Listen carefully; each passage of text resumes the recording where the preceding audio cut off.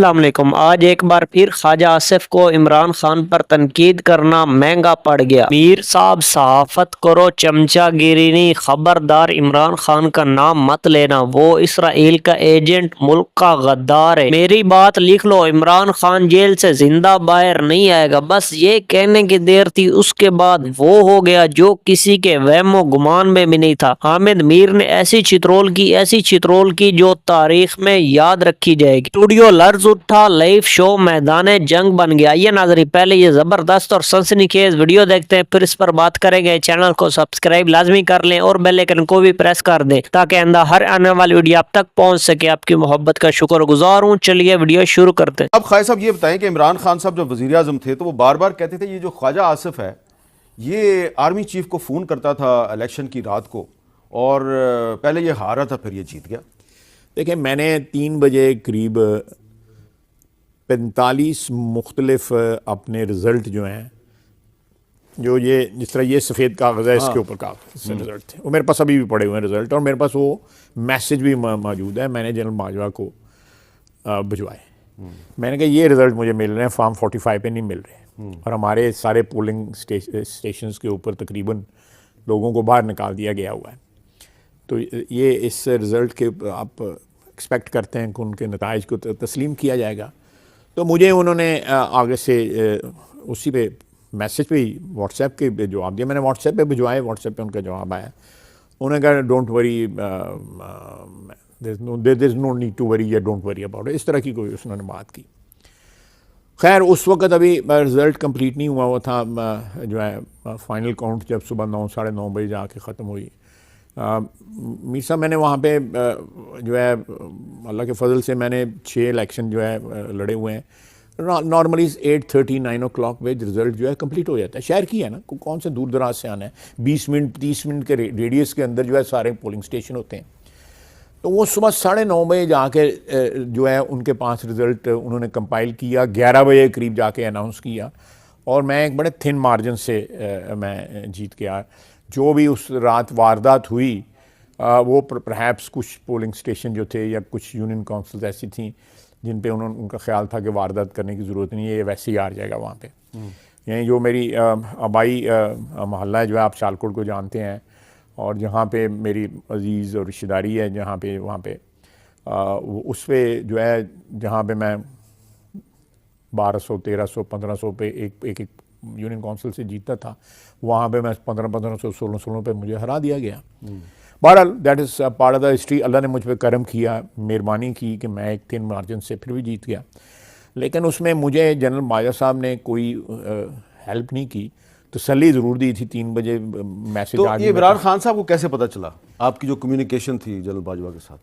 इमरान खान को नहीं, मैंने खुद बताया। अच्छा, आपने खुद बताया? मैंने टेलीविजन उस प्रोग्राम्स में कहा हुआ है कि मैंने उस रात जो है अपना ये बताया था और मेरे साथ ये हुआ था, मैंने खुद बताया हुआ है। इसमें कोई छुपाने वाली बात नहीं। मुझे मेरा मतलब है, मुझे पता था मैनेज कहाँ से हो रहा है, तो मैंने उनको शिकायत करनी थी ना। मैं उसको सार को तो शिकायत तो मैनेज कर रहे थे वो 2018 के इलेक्शन को मैनेज ऑफिसली मैनेज किया था। हाँ, मैं एक और बात बताऊं, जो लिस्ट बनी हुई थी हराने वाले में, उनमें मेरा पहले नाम था, और वो भी मैंने जो है एहतजाज किया मुख्तलिफ क्वार्टर्स को कि आपने जो लिस्ट बनाई हुई है उनमें ये नाम है, आप लोगों ने हराना है हमें। एवरीथिंग वाज अच्छा, तो वो सिर्फ इत्माम हुज्जत के लिए। अच्छा, सिर्फ इत्माम हुज्जत के लिए। बाकी उन्होंने एक जो क्या कहते हैं, जो एक सेट किया हुआ था सारा जो है मोशन जो है, उसके मुताबिक जो कुछ हमारे साथ उन्होंने भी तो इत्माम हुज्जत किया ना। उन्होंने पहले आपकी पार्टी के साथ डील करने की कोशिश की 2018 के इलेक्शन से पहले, तो वो डील क्यों नहीं हुई? देखिए जी, मैं आपकी बात दुरुस्त है। मैं हमारे साथ उनकी बातचीत चलती रही। मेरा ख्याल शायद अब्बासी साहब के साथ भी बात होगी, वही कंफर्म कर सकते हैं। शहबाज शरीफ साहब के भी साथ बात हुई, मेरे साथ भी बात हुई। लेकिन मियाँ नवाज शरीफ साहब ने, क्योंकि अल्टीमेटली फ़ैसला तो मियाँ नवाज शरीफ ने करना था, तो मियाँ नवाज शरीफ ने कहा कि मैं डील नहीं करूँगा। लेकिन वो प्राइम मिनिस्टर का ओहदा शहबाज शरीफ साहब को पेश कर रहे थे। जी, वो शहबाज शरीफ साहब, और उनकी शहबाज शरीफ साहब से जो बात हुई तो उसमें कैबिनेट के नाम तक उन्होंने पूछे कि आपकी कैबिनेट में कौन कौन होगा। जी, मैं शहबाज शरीफ साहब से पूछा, मुझसे भी पूछा गया है। तो जब आपने कहा कि हम ये फैसला नवाज शरीफ करेंगे तो वहाँ पे काम खराब हो गया। देखिए, मेरा मतलब है, मेरी क्या औकात है कि मैं कबीना के नाम उनको देता फिरता। ये तो मीर साहब मियां नवाज शरीफ फैसले कर रहे हैं और आज भी फैसले कर रहे हो। जितनी देर सियासत में हो, जितनी देर सांस है, तो वो ये सियासी तो फैसले जब जो है आपके साथ डील ना हो सकी फिर उन्होंने फैसला किया कि अब हम इमरान खान ये को मैं लगाएंगे। आपको एग्जैक्ट डेट बताऊं, हाँ। एग्जैक्ट डेट बता देता हूँ मैं आपको। मुझे डिस्क्वालीफाई हुए हुए मैं उस वक्त डिस्क्वालीफाइड था। ये बात है 21 अप्रैल में, मेरे ख्याल 21 मई की बात है। 21 मई 2018। जी। तो उनका ख्याल था कि ये डिसक्वालीफाइड है, इससे बात हो सकती है। नहीं डिस्क्वालीफाइड नहीं, मैंने उस वक्त अपील सुप्रीम कोर्ट में अभी नहीं की थी। 26 को मैंने अपील की। मुनीर मालिक का अल्लाह ताला उसको खुश रखे, और वो मेरा वकील थे। जायद फ़खरुद्दीन साहब मेरे वकील थे। राशिदीन कसूरी साहब मेरे 3 मेरे वकील थे। वो फ़ैसला जो है मेरा ख्याल है 29 या 30 को असम्बली डिज़ोल्व होने, हमारी हुकूमत डिज़ोल्व होने से उस दिन आया। अच्छा, क्या ये दुरुस्त है कि जो लोग आपके साथ बातचीत कर रहे थे वो थे जनरल बाजवा, जनरल नवीद मुख्तार और जनरल फैज़? नहीं, मेरी किसी स्टेज पे ना जनरल फैज़, मैं जनरल फैज़ को उस वक्त पहचानता भी नहीं अच्छा। था, मैंने कभी देखा भी नहीं हुआ था। तो जनरल बाजवा से हुई? तो जनरल इनसे जो है जनरल नवीद मुख्तार, मेरा ख्याल है इस सारे सिलसिले में मैं उनको ज़रूर जानता था। मैं फॉरेन मिनिस्टर, डिफेंस मिनिस्टर रहा हुआ था। मेरा उनके साथ वैसे भी एक ज़ाती ताल्लुक़ भी है। उनके बुज़ुर्गों का मुझे बड़ा एहतराम है। तो ये बात तो अब मैंने कभी नहीं की खुल के, लेकिन आप सवाल कर रहे हैं तो मैं खुल के बात कर रहा हूँ। तो ऑब्वियसली मियाँ साहब ने जब इनकार किया कि मैंने किसी किस्म की अंडर हैंड जो है वो मामलात नहीं करने, तो बहरहाल तारीख का एक वो है। बाजवा साहब और नवीद मुख्तार? नहीं, नवीद मुख्तार किसी से, सिर्फ बाजवा साहब। भाई साहब का साथ मेरा तल्लक था। लेकिन आपको जब भी उन्होंने पता है उनके तल्लक है। मैं उनका एहतराम करता हूँ। मेरे लिए जो है एक ज़ाती तल्लुकात की बना पे, बहरहाल उन्होंने एक इंस्टीट्यूशन ने उस वक्त एक क्या कहते हैं वो आँच लगाने को क्या कहते हैं, लगानी थी, उन्होंने लगा दी। अब 4 साल हो गए। अच्छा, अब ये बताएं खाय साहब के, ये बताएं कि चले 2018 में डील नहीं हुई, तो उसके बाद फिर 2020 में फिर पीडीएम बनी, फिर टूट गई, पीपल्स पार्टी निकल गई। फिर 2021 में आप दोबारा एक दूसरे के करीब आ गए, और फिर मार्च 2022 में आपने तहरीक अदम एतमाद पेश कर दी। तो इमरान खान साहब का कहना है कि ये जनरल बाजवा थे इस तहरीक अदम एतमाद के पीछे। मैं उस चीज़ को जहाँ तक मैं उसमें इन्वॉल्व नहीं था उस सारी मसले के अंदर जो है। मैं ये जो हमारे 2-3 दोस्त हमारी पार्टी की तरफ से, साद रफ़ीक साहब हैं, मलिक अहमद ख़ान साहब हैं, और 2-3 दोस्त जो थे, मेरा ख़्याल है कि सरदार याद साहब थे, 4-5 लोगों की टीम थी। मैं उसमें कतई तौर पे इन्वॉल्व नहीं था। जो मैं जनबाज साहब के साथ जो बात की है वो भी एक ज़ाती तल्लुक़ की वजह से, क्योंकि आपको एक धचका मिल चुका था, जो एक्सटेंशन हुई थी जनरल बाजवा की, उस दौर में आपको काफ़ी धचका। मैं उसमें भी आता हूँ। तो तुसी सारे जड़े है ने मनु गिले था खिलारन लगे, चलो कोई नहीं। वो जो मेरा उनके साथ जनरल साहब के साथ जो ताल्लुक़ है ना, वो उनके बुज़ुर्ग जो है ना, वो मेरे लिए बड़े भाई का उनका 1972-73 की मैं बात कर रहा हूँ। That's very long time, that's a life time. तो मुझे उनका सारी फैमिली का मुझे बड़ा एहतराम है। मेरे लिए वो अपने घर वाली। अच्छा, मैं दोबारा फिर माजी में जाऊंगा। ये बात दुरुस्त है कि जो शौकत खानम कैंसर हॉस्पिटल है उसमें आपके वालिद जनाब ख्वाजा मोहम्मद सफदर साहब के नाम पे एक कमरा वहाँ पे है? मेरे वालिद की वफ़ात भी इस मूजी मर्ज़ की वजह से हुई थी। उनको कैंसर था, 4-5 साल वो बीमार रहे। मेरे एक चचा मरहूम अल्लाह उनको जन्नत में जगह दे, मेरे अज़ीज़ थे, मेरे लिए काबिल एहतराम है वो बहुत। उन्होंने मेरे वालिद की खिदमत भी बड़ी की। उस बीमारी के दौरान वो उनके साथ साथ बार बार इलाज के लिए भी जाते रहे। तो उन्होंने मेरे वालिद की याद में जो है वहाँ पे एक कमरा बनाया हुआ है।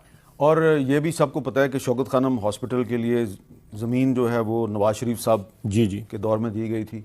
और जहाँ तक मुझे याद पड़ता है वहाँ पे वो एक वो संगे बुनियाद भी है, सब कुछ है। और जब 1994 में इसका इफ्तिताह हुआ था तो बेनज़ीर भुट्टो साहब प्राइम मिनिस्टर थी, इमरान खान ने उनको नहीं बुलाया था, नवाज शरीफ साहब को बुलाया था इफ्तिताही तकरीब में। लेकिन उस हॉस्पिटल के बारे में ख्वाजा आसिफ साहब ने एक बयान दिया 2012 में, और फिर इमरान खान साहब ने आप हद के इज़्ज़त का दावा कर दिया। अब ज़रा ये कहानी बताएं ना।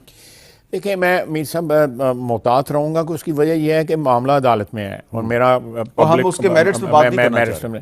देखिए, ये 2000 मेरा ख्याल है 3 या 4 साल की इनकी बैलेंस शीट जो है वो फर्गूसन वालों ने, शब्बरजादी साहब जिसके करता धरता हैं, उन्होंने रोक ली थी। कुछ ऐसी इन्वेस्टमेंट्स थी जिनके ऊपर उनको इतराज़ था। वो इन्वेस्टमेंट्स जो थी वो रियल एस्टेट में मुल्क से बाहर ही हुई, वो पैसे मुल्क में आए ही ना, इनके बोर्ड ऑफ डायरेक्टर के साथ वो इन्वेस्टमेंट थी। और उसमें कुछ और लोग भी इन्वॉल्व थे, तीन बेसिकली उसमें पार्टनर्स थे। तो वो उस वजूहात पे कि बाकी पार्टनर्स ने लॉस डिक्लेयर करके अपनी इन्वेस्टमेंट राइट ऑफ कर दी थी। एक सिर्फ शौकत खानम की इन्वेस्टमेंट थी जो बाहर से पैसे चैरिटी से इकट्ठे किए हुए थे, वो इन्वेस्टमेंट जो है ये राइट ऑफ नहीं करते थे। खैर वो मैं उस पर प्रेस कॉन्फ्रेंस की, मैं उसके मेरिट में बिल्कुल नहीं जाना चाहता। मैं अब ये प्लेटफॉर्म जो है एक लीगल केस के लिए नहीं इस्तेमाल करना चाहता, अच्छा नहीं लगता। और उसके बाद जो है मैंने वो इनकी बैलेंस शीट से, आज भी मुझे याद है 43.6 जो क्लॉज इनकी बैलेंस शीट की थी वो सारा एक्सप्लेन करती है। 2008 की बैलेंस शीट थी या 2009 की, मुझे याद नहीं है सही तरह। उसके अलावा एक दूसरी इन्वेस्टमेंट इन्होंने क्लाइमेट बॉन्ड्स में की, जब पाकिस्तान में जो है 13% टी बिल्स पे रेट था और इन्होंने मेरा ख्याल है सिंगल डिजिट के ऊपर वहाँ पे इन्वेस्टमेंट की हुई थी। तो मैंने उसके ऊपर प्रेस कॉन्फ्रेंस की, इन्होंने मेरे पे मुकदमा कर दिया। तो वो पिछले 10-12 साल से चल रहा है। जी नाजरीन, आपने ख्वाजा आसिफ की गुफ्तगू सुनी। अभी फैसला तो आपने करना है, क्या सही है क्या गलत है। जैसा कि आपको पता 8 फरवरी को लोगों ने वोट इमरान खान को दिया और हुकूमत इनकी बन गई। इधर बिल्कुल उल्टा हुआ, जिसको मैंडेट मिला वो जेल में बैठा हुआ है। आप ये भी जानते इन लोगों ने इमरान खान की मुलाकातें बंद की, जो उसका ऐन और कानूनी हक है। नाजरीन, इन लोगों के दरमियान ऐन और कानून नाम की कोई अहमियत नहीं है। पाकिस्तान में जिसके पास पावर है बस वो ही ऐन है और वो ही कानून है। इन लोगों ने पाकिस्तान का बेड़ा गर्क कर दिया। आप ये भी जानते हैं हमारे मुल्क में एक दूसरे को सियासी इंतकाम का निशाना बनाया जाता है और अभी बना रहे इमरान खान को। नाज़रीन, अवाम इन्हें वोट इसीलिए नहीं देते एक दूसरे को सियासी इंतकाम का निशाना बनाए, अवाम इन्हें वोट इसीलिए देते ये अवाम के मसाइल हल करें। नाज़रीन, चाहे PTI की हुकूमत हो चाहे नून लीग की हुकूमत हो, जो गलत चीज़ है वो हम बताएंगे। इमरान खान ने भी गलत किया था, जो मरियम नवाज और उसके वालिद को जेल में डाला था वो गलत था। आपने उसका एंड रिजल्ट देख लिया। अभी इनकी हुकूमत आई है, इन्होंने भी वो कुछ किया जो खान साहब ने किया था। उसके अलावा नाज़रीन ये भी हकीकत है, मौजूदा हुकूमत ने वो कर दिखाया जो कोई भी मुल्क नहीं कर सका। आप जानते हैं ईरान और अमेरिका के दरमियान जंग बंदी किसने कराई है? वो पाकिस्तान ने कराई है। इंटरनेशनल मीडिया पर बस एक ही बात हो रही है, शुक्रिया पाकिस्तान, क्योंकि पाकिस्तान ने वो कर दिखाया जो कोई भी मुल्क नहीं कर सका। दुआ है अल्लाह ताला पाकिस्तान को एक ऐसे लीडर दे जो पाकिस्तान के बारे में सोचे और पाकिस्तान को कायदे आज़म का पाकिस्तान बनाए। इंशाल्लाह वो दिन ज़रूर आएगा। नाज़रीन, आप भी अपनी राय कमेंट में ज़रूर दिया करें, आपकी राय हमारे लिए बहुत मायने रखती है। अगर वीडियो पसंद है वीडियो को लाइक कर दे, चैनल को सब्सक्राइब लाजमी कर लें और बेल आइकन को भी प्रेस कर दे ताकि आइंदा हर आने वाली वीडियो आप तक पहुंच सके। आपकी मोहब्बत का शुक्रगुजार हूँ। मिलते एक न्यू वीडियो में, तब तक हमें दीजिए इजाज़त। अल्लाह हाफिज़। पाकिस्तान हमेशा जिंदाबाद।